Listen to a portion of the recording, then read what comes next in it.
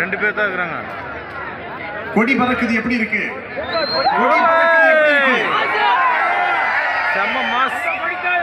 ஒவ்வொரு மாநாட்டிலும் முத்தாய்ப்பாக நாம் எதையாவது செய்வோம். ஆனால் இந்த மாநாடு நம்முடைய மருத்துவர் அன்புமணி ராமதாஸ் அவர்கள் பொறுப்பேற்று நடத்துகிற மாநாட்டிலே தான்.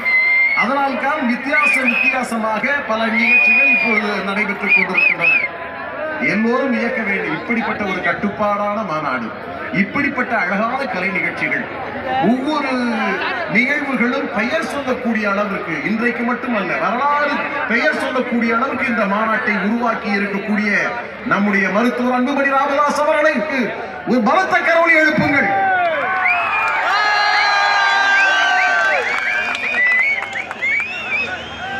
சாதி வாரி கணக்கெடுப்ப இன்று எடு, எல்லாரும்